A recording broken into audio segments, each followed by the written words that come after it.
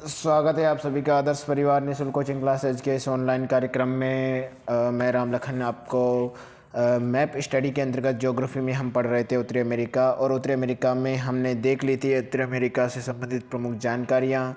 आज हम पढ़ेंगे उत्तरी अमेरिकी क्षेत्र से संबंधित प्रमुख झीलों के बारे में। उत्तरी अमेरिका में बहुत सारी झीलें हैं और बहुत फेमस झीलें हैं, तो इनके बारे में चर्चा करेंगे। कौन सी ग्रेट लेक्स है, कौन सी ग्रेट साल्ट लेक है, कौन सी झील के किनारे कौन सा शहर मौजूद है, और भी संबंधित जानकारियां हम लोग इसमें पढ़ेंगे।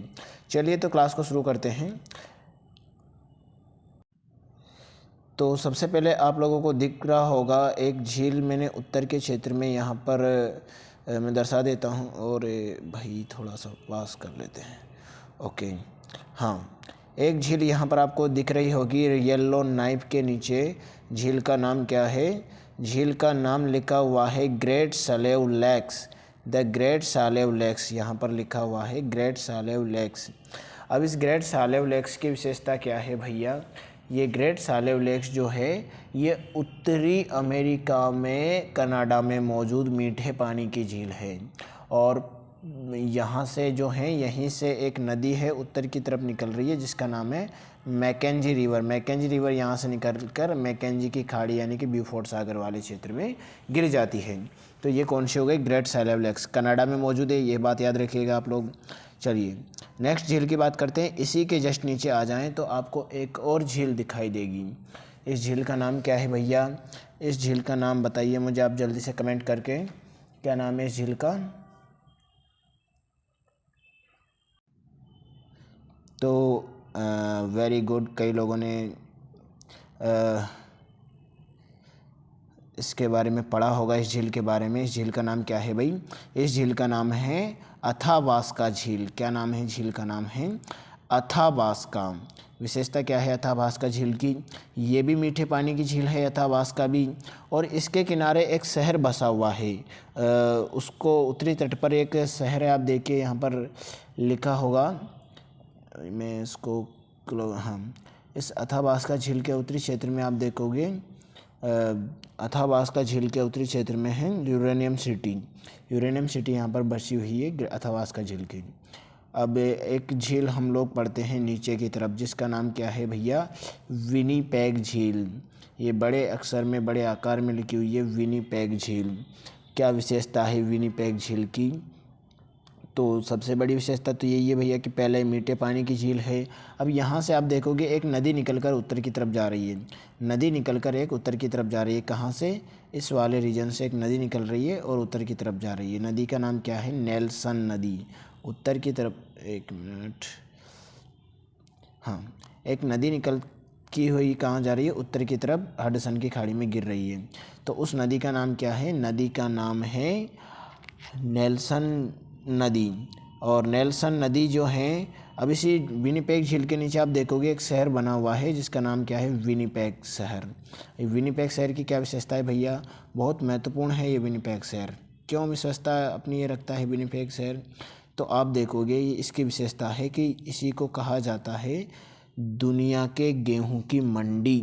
विश्व के गेहूं की मंडी विनीपेग शहर इसी विनीपेग झील के किनारे मौजूद है। और गेहूं का उत्पादन इस विनीपेग में बड़े पैमाने पे किया जाता है। तो हमें याद रखना है बड़े पैमाने पर यहाँ पर इसका उत्पादन किया जाता है गेहूं का। चलिए अगली झील की तरफ हम लोग बात करते हैं। एक झील ऊपर की तरफ पढ़ लेते हैं, फिर नीचे की झीलों की हम लोग चर्चा करेंगे। ओके, तो आप देख पा रहे होंगे कि ग्रेट स्लेव झील के ऊपर एक और झील आपको नज़र आ रही होगी यहाँ पर, जिसका नाम क्या है भैया? Great Bear Lake. Great Bear Lake यहाँ पर बनी हुई है। ग्रेट बियर लेक यहाँ पर इसकी मौजूदगी है। ग्रेट बियर लेक यहाँ पर ये झील है। ग्रेट बियर लेक की विशेषता क्या है भैया? मीठे पानी की झील है। उत्तर में यहाँ पर एक शब्दावली आप पढ़ पा रहे होंगे, पोर्ट रेडियम। क्या लिखा हुआ है? Port radium. तो पोर्ट रेडियम की विशेषता क्या है? ये पोर्ट है, इसके किनारे मौजूद है पोर्ट रेडियम सिटी, फेमस है यहाँ पर। अब ये ग्रेट बियर लेक हो गई। तो कनाडा की प्रमुख झीलें कौन कौन सी देख ली भैया हमने देख ली। कनाडा में ग्रेट बियर है, नीचे ग्रेट स्लेव है, फिर नीचे अथाबास्का है, फिर विनीपेग है। 4 प्रमुख झीलें कनाडा के क्षेत्र में हमने देख ली। अब हम बात करते हैं उत्तरी अमेरिकी क्षेत्र में मौजूद प्रमुख झीलों के बारे में। ठीक है, अब हम बात करते हैं नीचे जो झीलें मौजूद हैं। ठीक है, तो सबसे पहले बात करते हैं अमेरिका के पूर्व में। अमेरिका के पूर्व की तरफ आप आ जाइए। यहाँ पर आपको एक जगह दिख रही होगी, यहाँ पर साल्ट सिटी। नीचे की तरफ आप देखोगे साल्ट सिटी, और साल्ट सिटी के पास यहाँ पर एक झील आपको छोटी सी दिख गई होगी। ये रही ग्रेट साल्ट लेक। क्या नाम है इसका? Great salt lake. संयुक्त राज्य अमेरिका के पश्चिमी भाग में मौजूद है। ग्रेट बेसिन में इसकी लोकेशन है। अब इसकी विशेषता क्या है भैया? इस ग्रेट साल्ट लेक की विशेषता यहाँ पर कि ये सैलिनिटी बहुत ज़्यादा, इस झील में लवणता बहुत ज़्यादा है। यहाँ तक कि इतनी ज़्यादा लवणता है इसमें कि विश्व की तीसरी सबसे खारे पानी का स्रोत इसको कहा जाता है। हम देखते हैं विश्व में सबसे ज़्यादा जो झील है वो सबसे ज़्यादा लवणता सैलिनिटी जिसमें है वो कौन सी है? वॉन लेक, टर्की में जो मौजूद है। दूसरी झील कौन सी है? वो जिसको डेड सी या मर्द सागर जॉर्डन कहते हैं। तीसरे स्थान पर आता है यही ग्रेट साल्ट लेक। तो ग्रेट साल्ट लेक के किनारे ग्रेट साल्ट सिटी भी मौजूद है।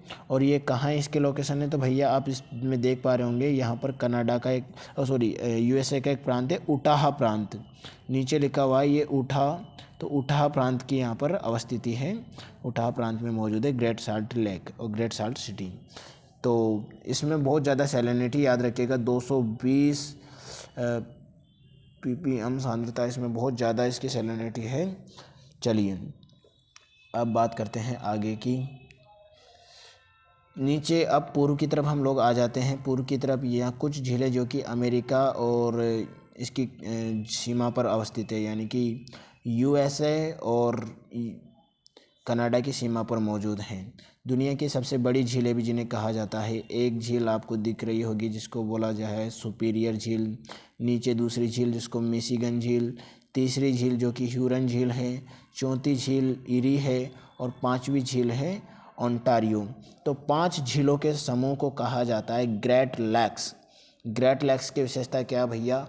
ये बहुत पुरानी झीलें हैं। ग्लेशियर के पिघलने और विभिन्न प्रकार के निक्षेपों के जमाव से इनका निर्माण हुआ है। और यूएसए और जो कनाडा है उन दोनों की सीमा को बनाती हुई ये झीलें हैं, यानी कि प्राकृतिक सीमा का निर्धारण ये करती आ रही है ये झीलें। तो ये झीलें हैं, इनकी विशेषता है यूएसए और इसकी कनाडा की सीमा पर ये मौजूद है। आगे जाके सेंट लॉरेंस नदी से सीमा बनाकर गुजर जाती हैं। चलिए अब इनके बारे में थोड़ा सा हम जान लेते हैं क्या क्या विशेषता है इनकी। तो सबसे पहले आप देखिएगा सुपीरियर झील। सुपीरियर झील जो है इसके बारे में एक फैक्ट पूछा जाता है कि विश्व की सबसे बड़ी मीठे पानी की झील कौन सी है? विश्व की सबसे बड़ी मीठे पानी की झील कौन सी है? तो वह झील है भैया सुपीरियर झील। विश्व की सबसे बड़ी मीठे पानी की झील है सुपीरियर झील। और विश्व की दूसरी बड़ी झील कौन सी है? वह भी है भैया सुपीरियर झील। विश्व की दूसरी बड़ी झील है, विश्व की सबसे बड़ी मीठे पानी की झील है सुपीरियर झील। अब आप इसमें देख पा रहे होंगे सुपीरियर में यहाँ के पश्चिम में यहाँ पर एक जगह लिखी हुई है डुलुथ। डुलुथ क्या है? इसके किनारे बसा हुआ एक शहर है। तो डुलुथ शहर किसके किनारे? सुपीरियर झील के किनारे मौजूद है। ओके, सुपीरियर झील के आगे हम आते हैं मिशिगन झील। अब मिशिगन झील की विशेषता क्या है? तो पहले तो आप देख पाओगे कि ये दक्षिण में मौजूद है। ये एकमात्र ऐसी झील है जो कि इनकी बॉर्डर को नहीं छूती है, यानी कि कनाडा के बॉर्डर को नहीं छूती। ये पूरी तरीके से लोकेटेड है यूनाइटेड स्टेट ऑफ अमेरिका में। तो यूनाइटेड स्टेट ऑफ अमेरिका में ये लोकेटेड है। और इसके किनारे आप नीचे की तरफ एक बहुत फेमस शहर का नाम पढ़ोगे, शिकागो। वही शिकागो, याद करिए, जब शिकागो का नाम आता ही हमारे सामने एक डेट अपने आप आ जाती है, 11 सितंबर 1893। और याद आ जाते हैं हमें स्वामी विवेकानंद। तो इसी 11 सितंबर 1893 को इसी शिकागो में स्वामी विवेकानंद जी के द्वारा दिया गया था विश्व धर्म सम्मेलन में भाषण, जिसने भारतीय संस्कृति, भारतीय सभ्यता का परिचय पूरी दुनिया को करा दिया। और जो अंग्रेज, जो विदेशी समझते थे कि भारतीय सभ्य नहीं है, भारतीयों के पास उनका कोई वजूद नहीं है, उन्हीं को उनकी आईना दिखा दिया और बता दिया कि भारत तो संस्कृति सभ्यताओं में इतना ज़्यादा समृद्ध है कि हमें उनसे सीखने की ज़रूरत है। पूरी दुनिया को भारतीय संस्कृति का पाठ पढ़ाया। चलिए, तो ये शिकागो शहर मिशिगन के किनारे मौजूद है। अब हम आगे पढ़ते हैं अगली झील के बारे में। मिशिगन के बाद में हम बात करते हैं ह्यूरन झील के बारे में। देखिए ह्यूरन झील कहाँ पर मौजूद है, ये रही ह्यूरन झील यहाँ पर मौजूद है। अब ये भी बड़ी झीलों में इसकी गिनती की जाती है ह्यूरन झील की। अब ह्यूरन झील की विशेषताएं क्या भैया, ह्यूरन झील आप देखोगे कि एक कैनाल है, सू कैनाल। कैनाल का नाम क्या है, सू, SHU। एस का मतलब हो गया भैया सुपीरियर, एच का मतलब क्या हो गया, सुपीरियर। एच का मतलब ह्यूरन। इन दोनों को जोड़ने के लिए जो कैनाल बनाई गई है उस कैनाल का नाम क्या है, सू कैनाल। तो सू कैनाल किन किन को जोड़ रही है, सू कैनाल जोड़ रही है दोनों झीलों को। किन किन को, सुपीरियर और ह्यूरन को। यहाँ पर मैं फिर से बना देता हूँ, यहाँ पर ह्यूरन, यहाँ पर सुपीरियर। इन दोनों को जोड़ने के लिए जो कैनाल बनाई गई है उस कैनाल का नाम क्या है, शू कैनाल। तो शू कैनाल दोनों को जोड़ रही है। अब बात करते हैं हम लोग एक और विशेषता की। तो मैं इसको थोड़ा सा जूम करने जा रहा हूँ, ध्यान से देखिएगा इस ह्यूरन झील को। और मैं जूम करता हूँ तो आप देखोगे यहाँ पर एक द्वीप, एक आइलैंड छोटा सा यहाँ पर आपको दिख गया होगा, ये वाला।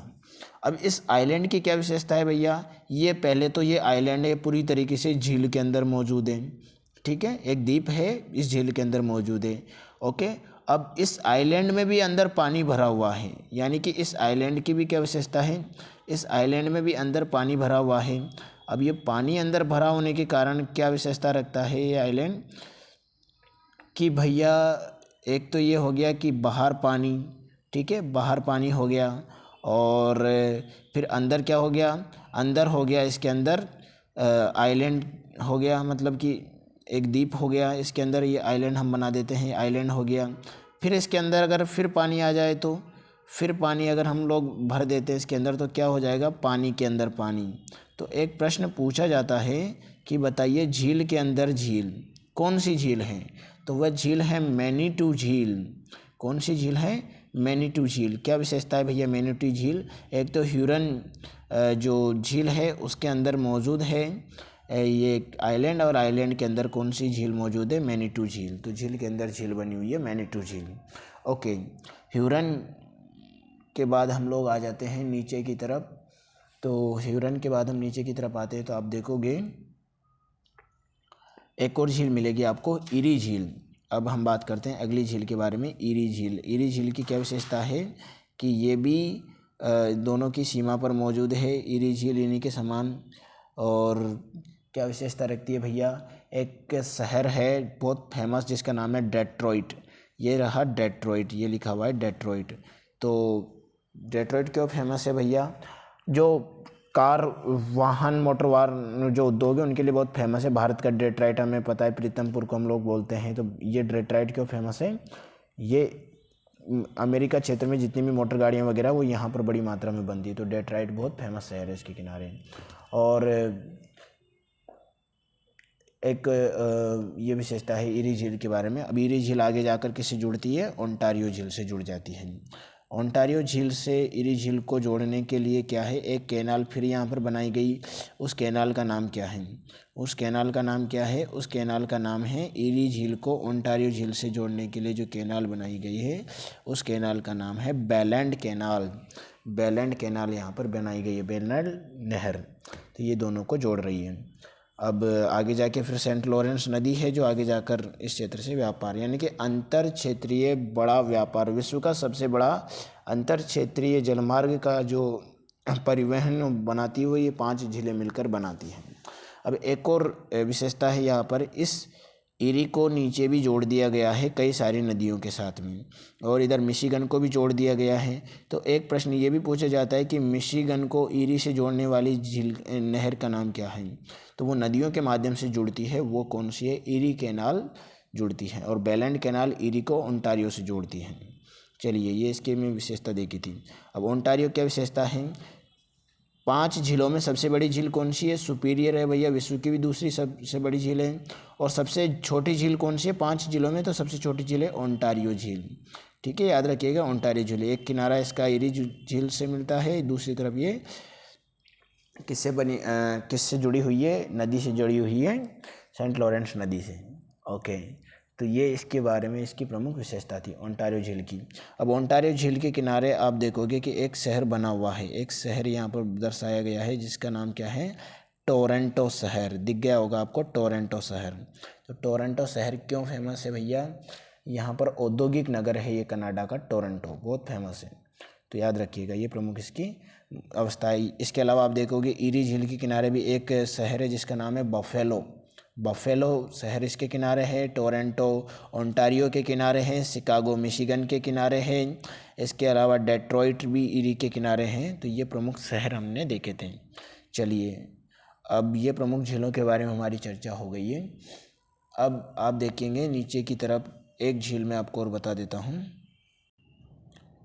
तो आप नीचे की तरफ देख पा रहे होंगे एक देश जिसका नाम है निकारागुआ।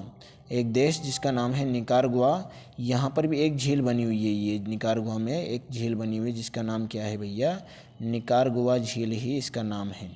क्या नाम है झील का नाम, निकारागुआ। निकारागुआ झील कहाँ है, इस निकारागुआ झील को जोड़ते हुए एक नहर यहाँ से निकाली जा रही है निकारागुआ देश के द्वारा। तो वो जो है वो पनामा के प्रतिद्वंदी नहर ये निकारागुआ बना रहा है। और ये भी अटलांटिक महासागर को किससे जोड़ेगी, प्रशांत महासागर से जोड़ेगी निकारागुआ। तो ये निकारागुआ झील है। तो उत्तरी अमेरिका की प्रमुख झीलें हम लोगों ने देख ली हैं।